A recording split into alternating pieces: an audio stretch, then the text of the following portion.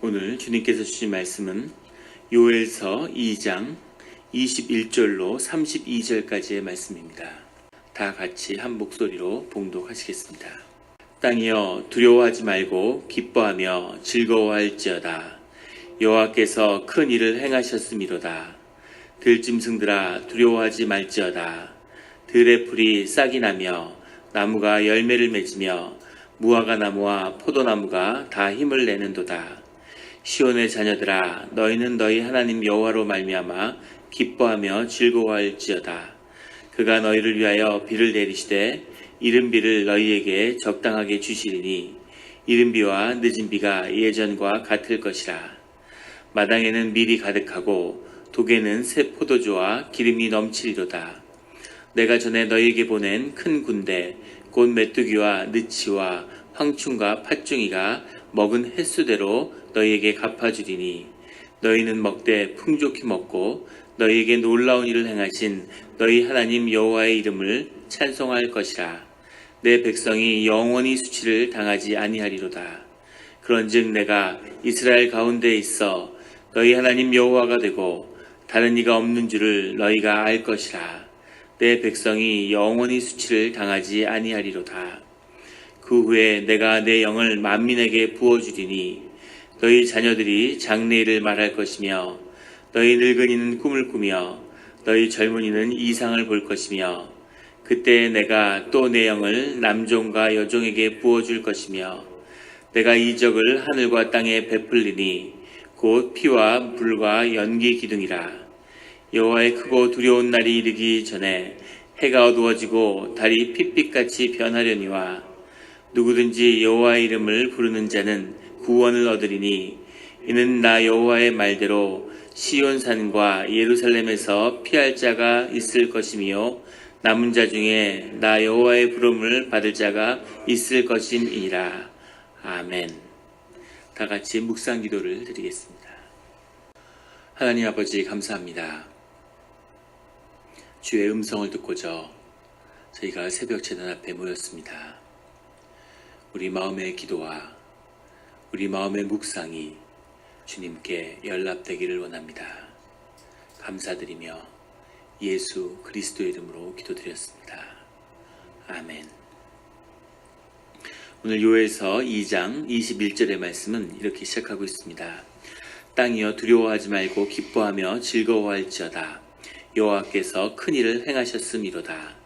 그 땅은 아다마라고 하는 우리 성서에서 계속 언급되고 있는 땅입니다.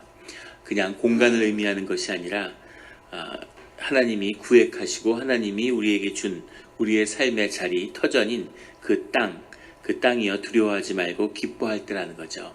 하나님의 큰 역사하시는 자연의 재해처럼 덮쳤지만 그것이 우리가 하나님을 진실하게 다시 만나는 하나님 앞에 부르짖고 하나님께 기도하는 그 길이 되어서 이것이 다시 축복의 때로 바뀌었다는 것을 의미하고 있습니다.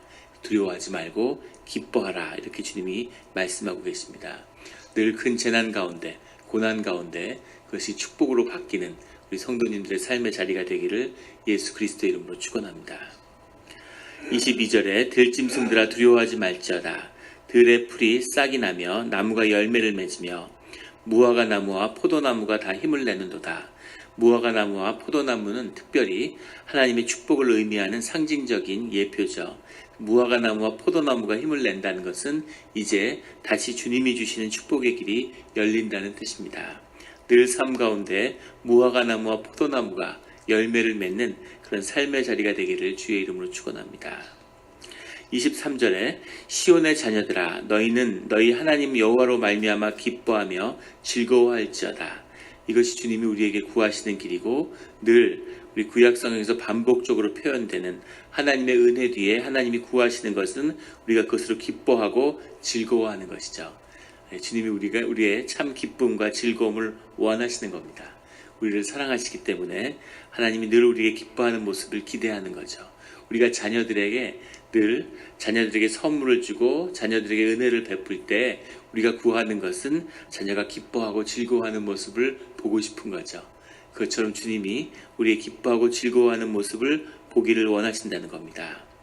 그가 너희를 위하여 비를 내리시되 이른 비를 너희에게 적당히 주시리니, 이른 비라는 것은 모래라는 말인데 가을비를 의미하는 거죠. 10월과 11월에 아직 추수하기 전에 비가 내려야 땅이 이 캘리포니아하고 비슷한 거죠. 이 팔레스타인 지역의 땅이라고 하는 것은 그래서 땅이 딱딱하게 굳어 있으면은 파종하기가 어렵고 그것을 이제 갈아 엎어야 되는데 비가 적당히 내리면 그것이 이제 땅이 부들부들해져서 이렇게 뒤집기가 좋은 거죠. 그래서 그 이른 비를 너희에게 적당히 주시니, 이른 비와 늦은 비라는 것은 말콧이라는 걸로 3월과 4월에 마지막으로 5월에 밀을 4월과 5월에 밀을 추수하기 직전에 내리는 비입니다. 이 비가 적당히 내리면 그때 떼약볕 속에서 이 비가 적당히 내리면 곡식들이 아주 잘 연그는 거죠. 아주 중요한 때인데 근데 비가 너무 많이 오면 열매가 다 떨어지겠죠. 그리고 비가 안 오면 그러면 잘 연글질 않는 거죠. 그래서 적당한 비가 내려야 되는 거죠. 그래서 이른 비와 늦은 비가 예전과 같을 것이라. 그런데 이 요엘서의 2장의 23절의 말씀은 이 성경, 이 기독교의 역사에서 아주 중요한 의미가 있을 수 있는 구절인데, 이 구절을 20세기 초기에 이 미국에서 일어났던 부흥운동의 지도자들이 이 말씀을 주님으로부터 취한 거죠. 믿음으로 취한 것입니다. 그래서 이 말씀이 큰 도전이 되어서 이 이른 비를, 그래서 지금도 미국의 오순절 계통의 교회들에서는 이 요엘서 2장의 23절의 말씀을 가장 중요하게 생각하죠. 이른 비의 역사, 이 이른 비를 주시는 것을 추수 전에 그 추수를 가능케 하는 성령의 세례로 받는 것입니다. 하나님이 성령의 세례를 주겠다는 그 표지를 이 이른 비의 말씀으로 주셨다는 거죠. 그래서 윌리엄 세이무어 목사 같은 이 LA의 대부흥운동을 이끌었던 이 부흥운동의 영향으로 사실은 한국에 평양과 원산의 부흥운동이 일어난 거죠. 그 영향을 받은 사람들이. 근데 그 지도자가 하나님이 기도하는 가운데 이 말씀을 받은 거죠. 그래서 말씀을 믿음으로 취한다는 것에는 깊은 뜻이 있습니다. 늘 주님의 말씀을 하나님이 내게 주신 말씀으로 기도 가운데 말씀을 취하는 우리 성도님들이 되시기를 주의 이름으로 축원합니다. 24절에 마당에는 밀이 가득하고 독에는 새 포도주와 기름이 넘치리로다. 독이라고 하는 것은 항아리인데 그냥 일반적인 항아리가 아니라 이 돌로 된 바위를 파가지고 항아리를 만들었다고 그래요. 그럼 새지도 않고 뭐 튼튼했겠죠. 그 이 독에다가 포도주와 기름을 넘치게 담았다는 이야기는 정주하게 됐다는 얘기죠. 이사 가는데 돌에다가 항아리를 팔진 않겠죠. 그러니까 그것에 완전히 뿌리 내리고 자기 땅을 차지하고 거기에 소산을 먹는 자, 그 자가 이 도구에다 새 포도와 기름을 담는 거죠. 늘 독을 파고 새 포도주와 기름이 넘치는 우리 삶의 자리가 되기를 주의 이름으로 축원합니다.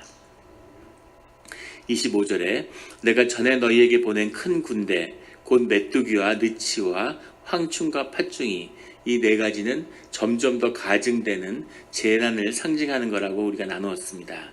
이 메뚜기 떼가 와서 주었던 그 피해의 그 횟수대로, 먹은 횟수대로 너희에게 갚아주리니, 내가 당했던 고난과 수치와 어려움을 당한 그 횟수만큼, 그 깊이만큼 주님이 갚아주겠다고 말씀하시는 거죠. 꼭 그런 갚음을 받는 우리 성도님들의 삶의 자리가 되기를 주의 이름으로 축원합니다. 은혜의 말씀을 계속 주시는 거죠. 은혜의 말씀을 은혜로 받고 그 믿음으로 삶에 취하는 자에게 하나님의 축복이 임하는 줄 믿습니다. 26절에 너희는 먹되 풍족히 먹고 너희에게 놀라운 일을 행하신 너희 하나님 여호와의 이름을 찬송할 것이라. 우리가 늘 잊지 말아야 할 것은 은혜 가운데 모든 것이 주의 은혜임을 알고 그 영광을 주님께 온전히 돌려드리는 거죠. 그래서 하나님 여호와의 이름을 찬송하는 것, 이것이 하나님이 구하시는 것이고 예배고 주님의 자녀들이 늘 해야 할 일입니다. 주의 이름을 찬송할 것이라. 27절에는 내가 이스라엘 가운데 있어 너희 하나님 여호와가 되고 다른 이가 없는 줄을 너희가 알 것이라. 여호와의 이름을 찬송하고 내가 이스라엘 가운데 함께 계시기 때문에 내가 너희의 하나님 여호와가 된다. 이것이 언약의 내용이고 우리 성경 전체를 흐르고 있는 하나님과 우리 가운데 관계를 보여주는 거죠. 모든 이런 선지서 가운데 주님이 주시는 말씀의 끝에는 이것이 들어있습니다. 주님이 우리 가운데 이루고자 하시는 그 뜻이 들어있는 거죠. 사실은 우리에게 주신 축복도 무화과나무와 포도나무의 열매도 그 모든 성취와 은혜도 그 뒤에 주님을 더 깊이 만나기 위한 도구인 거죠. 느치와 황충이와 메뚜기 떼의 재난도 하나님을 만나기 위한 길이고 도구고, 포도나무와 무화과나무의 열매도 결국은 하나님을 깊이 만나기 위한 하나님의 초청이고 그 도구라는 사실을 성경은 반복해서 우리에게 말씀하고 있습니다. 하나님을 포도나무와 무화과나무 열매 아래서 만나기를, 메뚜기 떼 아래서 만나는 것이 아니라 포도나무와 무화과나무 열매에서 만나는, 쉽지 않죠. 은혜 자리에서 늘 은혜를 잊습니다. 어렵고 고난이 와야 그래야 주님을 찾는 게 우리 인간들의 마음이죠. 하지만 은혜의 때에 주님의 이름을 잊지 않는 우리 성도님들이 되시기를 주의 이름으로 축원합니다. 28절에 그 후에 내가 내 영을 만민에게 부어주리니 장래일을 말할 것이며 너희 늙은이는 꿈을 꾸며 너희 젊은이는 이상을 볼 것이며 그때 내가 또 내 영을 남종과 여종에게 부어줄 것이라. 만민에게 부어준다고 말씀하시고 또 내 영을 남종과 여종에게 부어준다고 말씀하시죠. 만민에게 붓는 것인가, 남종과 여종에게 붓는 것인가. 만민에게 붓는다는 의미는 모든 사람에게 준다는 의미라기보다는 아무 조건 없이 준다는, 그 사람의 어떤 조건, 그 사람이 어떤 준비되었거나 그런 모습 때문에 주는 것이 아니라 하나님의 오직 은혜로 주어진다는 뜻이 들어있습니다. 근데 그 영을, 주님을 따르고 주님을 수종드는 자들에게 그 영을 부어주신다는 거죠. 그 영을 부어주면 영의 일들이, 생명의 일들이 나타나게 될 거라는 겁니다. 하나님이 함께 하시기 때문에 하나님의 영이 우리 가운데 살아나는 거죠. 한국의 교회 역사에도 부흥의 역사가 있었습니다. 80년대 이럴 때 부흥의 역사, 70, 80년대 한국교회 큰 부흥이 있었는데 그 부흥을 이끌었던 그런 지도자들을 보면 크게 실망하게 되죠. 지금 목회자들보다 훨씬 뛰어나고 훌륭한 지도자들이었을 것 같은데 절대 그렇지 않습니다. 초기 기독교 역사의 기록에 보면 원산 대부흥을 이뤘던, 거기서 전국에 여신도회라는 것이 장로교에 조직되게 되죠. 그 말씀을 전하기 위해서 그 부흥의 열기를 가지고 한국에 찾아왔던 선교사들도 대단한 사람들이었습니다. 다 청년들이었지만 사실은 굉장히 배움이 짧은 사람들이었죠. 열정은 있었지만. 그 원산에서 처음에 성서 강독회를 열었던 그런 기록들이 남아있는데, 사람들이 정말 남부여대를 하고, 그 일주일씩 사경회를 하니까 쌀을 짊어지고 산을 넘어오는 거죠. 애를 업고. 그 기록이 생생하게 남아있어요. 300여 명이 모여가지고 일주일 동안 사경회를 했는데 놀라운 건 그 300명 중에서 글을 읽을 줄 아는 사람이 5명밖에 안 됐다는 겁니다.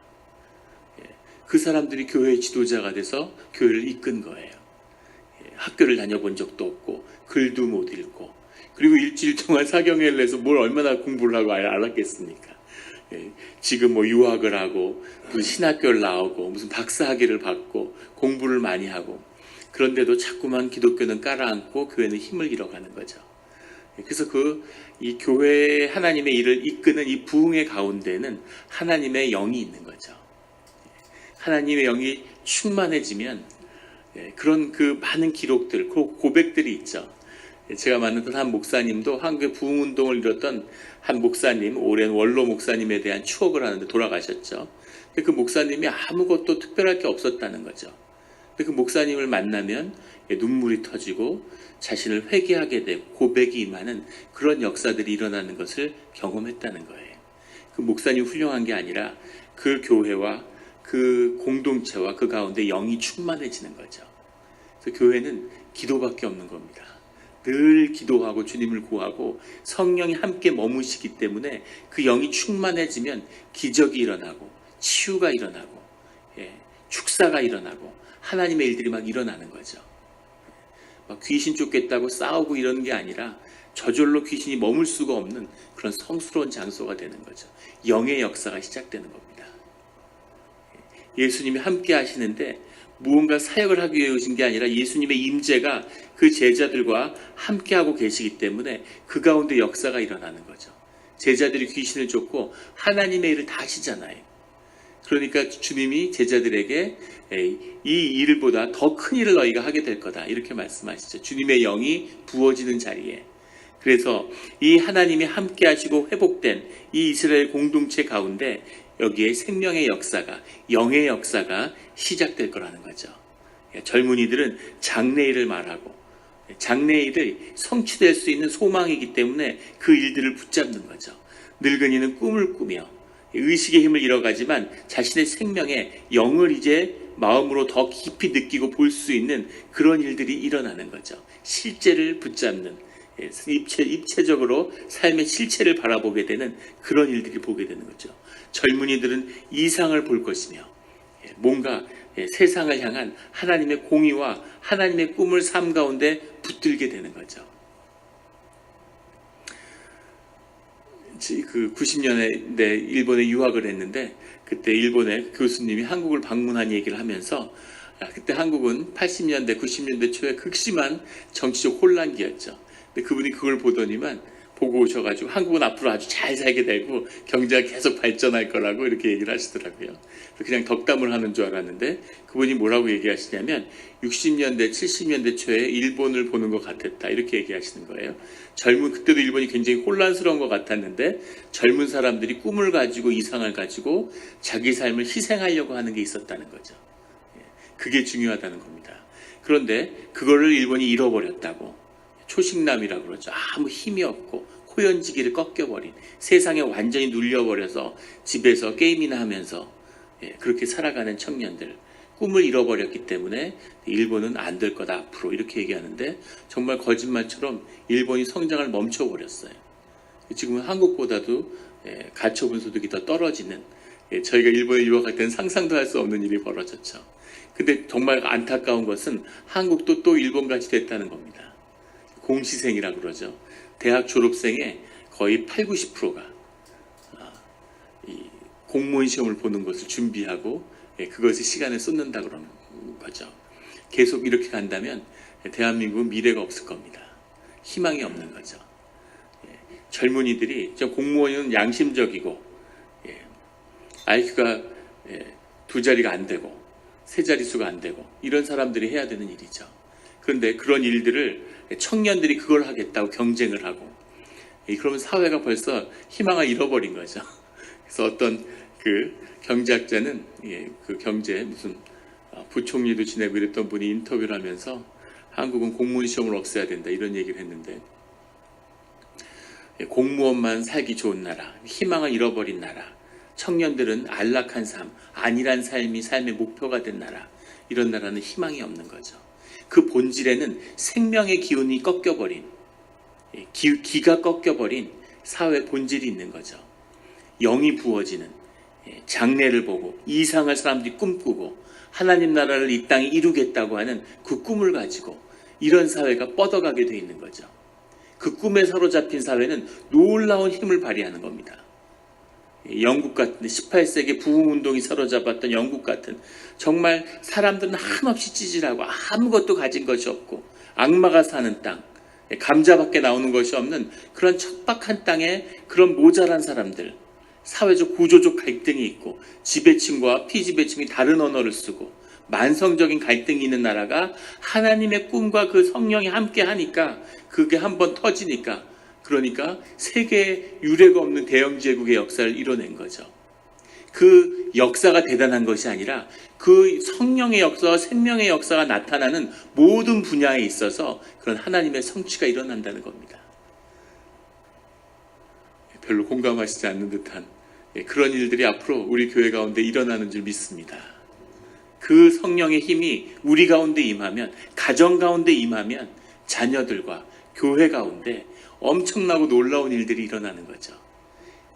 초기에 그 자그마한 기독교 공동체가 로마 제국을 꺾어버리는 상상할 수 없는 생명의 능력과 힘이 이 성령과 이 영의 임재 가운데 함께하고 있는 겁니다. 그 영이 함께할 수 있는 공동체를, 그 한 마음을 이루어가는 것, 이것이 우리의 기도고 우리의 신앙의 자리고 우리의 공동체인 거죠. 그 일을 주님이 우리에게 약속하고 계십니다. 30절에 내가 이적을 하늘과 땅에 베풀리니 곧 피와 불과 연기 기둥이라. 피와 불과 연기 기둥이 심판이냐 구원이냐에 대한 그런 견해가 있죠. 호세아서 같은 데서는 이것을 심판으로 이야기하고 요엘이나 에스라는 이것을 하나님의 구원의 길로 그렇게 받아들입니다. 정확한 뜻은 심판이고 구원이고 하나님의 임재는 늘 심판이며 공이고 하나님의 임재는 늘 구원이고 은혜인 거죠.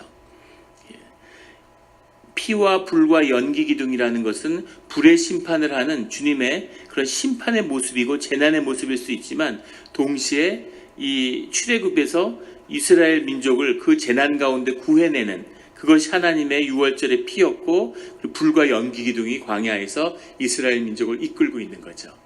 그래서 똑같은 피와 불과 연기 기둥이라 할지라도 주님을 믿고 따르는 자들 32절에 누구든지 여호와의 이름을 부르는 자는 구원을 얻으리니 남은 자 중에 여호와의 부름을 받을 자가 있을 것임이라. 남은 자의 역사가 그 고난과 재난 가운데 하나님이 새롭게 시작하는 그 재난이 구원의 길을 여는 하나님의 인도하심을 받는 그 길이 될 수 있다고 말씀하고 계시는 거죠. 어떤 상황에서도 주님의 인도하심이 되고 어떤 재난도 우리의 구원의 예표가 되는 그런 삶의 자리와 은혜의 회복을 경험하는 그런 우리 영락교회와 우리 가정, 성도님들 가정의 삶의 자리가 되기를 예수 그리스도의 이름으로 축원합니다. 기도드리겠습니다.